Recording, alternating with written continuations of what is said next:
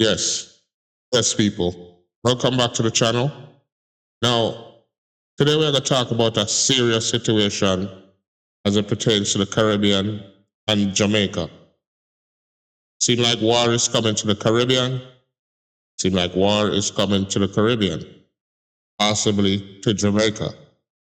And after what we just experienced with Melissa, I'm not sure we're in any position to face anything like this.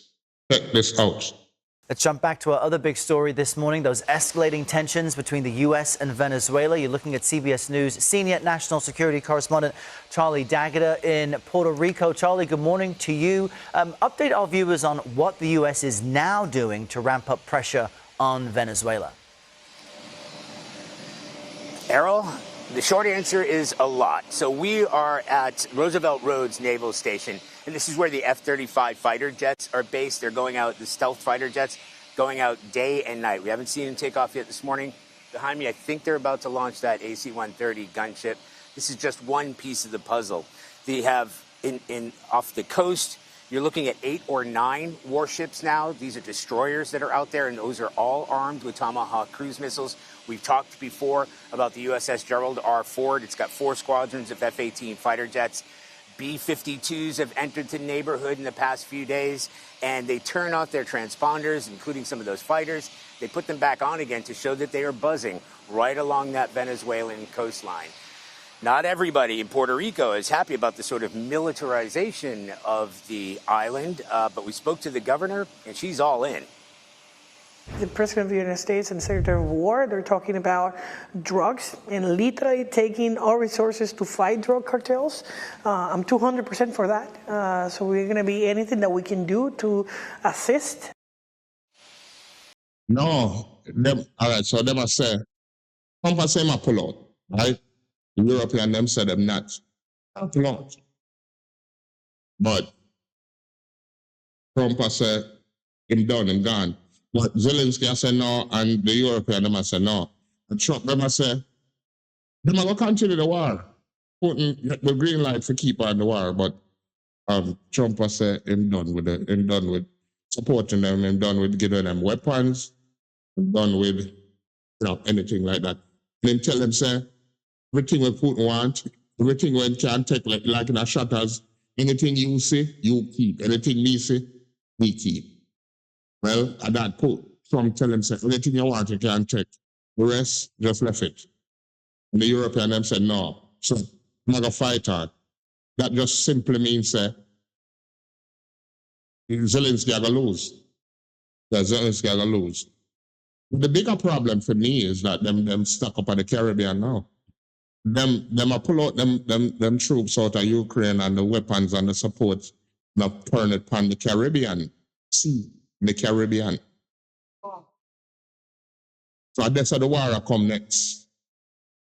Start at Venezuela, but them and not just Venezuela, them a shoot from Puerto Rico, them a shoot from Trinidad, them a shoot from Cuba, them have base at Cuba, them have base at Puerto Rico, them have base at Trinidad, them have Spanish Island out in Venezuela.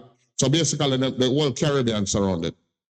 More than 20 airstrikes on suspected drug boats in the Caribbean, killing at least 83 people. Several of them departed from Venezuela. CNN is reporting administration officials told lawmakers in classified briefings the U.S. does not currently have a legal basis to launch strikes inside Venezuela. A Justice Department legal opinion supporting strikes on suspected drug boats does not extend to land targets or attacks inside another country. You're watching him dare Congress to stop him. Kentucky Senator Rand Paul argues President Trump risks losing the political movement he built if he moves towards military action in Venezuela. I do think, though, that if he invades Venezuela, his movement will dissolve. Meanwhile, Venezuela is preparing to defend itself, adding fresh layers of defense to the capital city of Caracas and beefing up resources for military and paramilitary groups loyal to their leader, Nicolas Maduro. A new CBS News YouGov poll finding 70% of Americans opposed U.S. military action in Venezuela. The same poll finding just 13% of Americans consider Venezuela a major threat to the United States. I'm Kayla. Yeah, man, the same way them that shoot up the fisherman, them a Venezuela look a while ago. Or there. Anybody can get it. Anybody in the Caribbean Sea can get it. You can't shoot anything they want, right? But Venezuela, them a come from. But them say Putin, this is the part where bother me now and that trouble me. Them say Putin make a deal with Trump.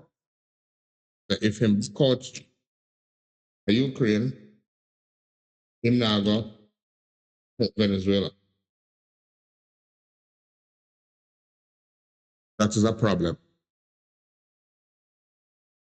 Them say if you stay over Ukraine, we will deal with Venezuela. Right? So, and the Venezuela airspace closed down by Trump. So nothing can fly, nothing can fly. So them definitely have start a war with Venezuela. But not just Venezuela, I mean, feel like say the Caribbean. Now, the reason why this pertains to Jamaica is because same charges what them a charge Nicolas Maduro with by Venezuela as a drug dealing cartel. They're starting to levy the same charges against Andrew Holness in Jamaica. Okay, people. They are starting to levy the same charges against Andrew Holness in Jamaica. And believe you me, it might be the same thing. Same way the Jamaican fishermen them could have out there fishing in the water. And them are gonna blow up the boat them and say, so-called drug dealers or whatever. And it just is not a good look. Anyway, I gotta check out that video. I want you to check out that video with me. John Mearsheimer, him have a good take on the internal politics in Washington and the strategic interest they might have in the Caribbean. On the 29th of November 2025, President Donald Trump posted a message on Truth Social that should have sent shockwaves through every foreign policy establishment in the Western world. In just a few words, he declared Venezuelan airspace closed in its entirety, not restricted, not advised against, closed. And if you think this is just another tough guy move against a narco dictator, I'm here to tell you, you're missing the biggest geopolitical earthquake since the Cuban Missile Crisis. I've spent decades studying great power competition, and I can tell you right now, what's happening in the Caribbean isn't about drugs. It's not even primarily about Venezuela. What we're witnessing is the unraveling of American hemispheric dominance, the return of great power rivalry to our doorstep, and the opening moves of a conflict that could reshape the global order as profoundly as Ukraine has reshaped Europe.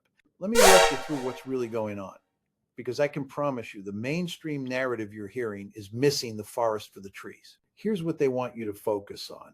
On that Saturday morning, Trump addressed his post to airlines, pilots, drug dealers, and human traffickers, warning them to consider the airspace above and surrounding Venezuela completely off limits. The Federal Aviation Administration quickly followed with a security notice citing a worsening security situation, increased military activity, and potential GPS interference as risks to flights. The official justification: Venezuela, under Nicolas Maduro, has become a narco-terrorist state. The White House claims Maduro is running a drug smuggling operation that's poisoning American communities. No, that's the same charge. But them charge Andrew Holness with that's the same allegations that's been thrown around about Andrew Holness. So let's continue. The White House claims Maduro is running a drug smuggling operation that's poisoning American communities. Since early September, U.S. forces have conducted strikes on boats in the Caribbean and Eastern Pacific, killing over 80 people in what they call anti-drug operations. The military buildup is staggering. Over a dozen warships, B-50, 2 bombers, and approximately 15,000 troops deployed under Operation Southern Spear. Secretary of State Marco Rubio has been leading the charge, painting Maduro as the head of a criminal enterprise that must be removed. The narrative is clean, simple, and designed to play well with American voters tired of the opioid crisis. There's just one problem with this story. It's largely fiction. I've looked at the data and I've talked to scholars who've studied this issue extensively. The claims simply don't hold up to scrutiny. Let me give you the facts they don't want you to focus on. First, Venezuela is not a cocaine-producing nation. The coca plant doesn't grow there in significant quantities. Second, and this is crucial, only about 5% of drugs trafficked to the United States are routed through Venezuela. The vast majority, the overwhelming majority, flow up the Pacific coast through Central America. If you wanted to seriously disrupt drug flows to America, you'd be focusing your military might on the Pacific corridor, not the Caribbean. Even institutions within the U.S. government have rejected the most extreme versions of the narco-terrorism claims. The narrative that Maduro personally runs a drug cartel has been thoroughly debunked by serious scholars. But here's what's interesting.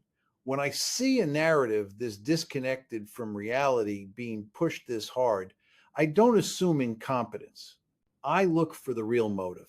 And in this case, the real motive is staring us right in the face.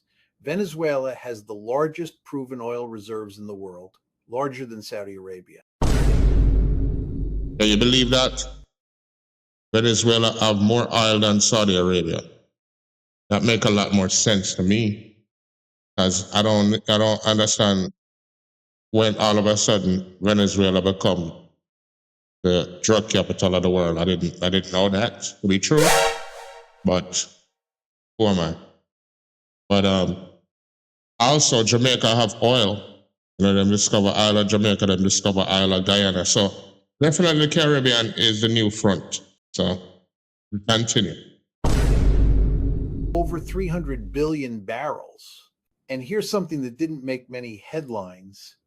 Before Trump's airspace declaration, he had a secret phone call with Maduro. According to reports that have since emerged, Maduro offered the United States access to these vast oil reserves in exchange for avoiding military confrontation. Trump initially rejected the offer, but administration officials indicate talks may continue. The airspace closure, that's leverage, that's pressure. That's the United States using military might to extract better terms for accessing the resources it wants. Now, I'm not here to moralize about whether this is right or wrong. I'm here to explain how great powers actually behave as opposed to how we wish they would behave. We can see how easy this can escalate and, you know, turn into something greater, as I'm explained to everybody, that it's not about what they're saying, it's about what they're doing and what they have already historically done. So, I'll go on, I'll keep my eyes on this, cover it, follow it, and see what go on with the updates them, you know. You can go and subscribe to the channel, alert them to the situation, because I don't think, in the aftermath of Melissa, I mean, we think that it can't get no worse, but I think it absolutely can get a lot worse. And maybe this tie into the reason why the storm was allegedly manufactured in the first place.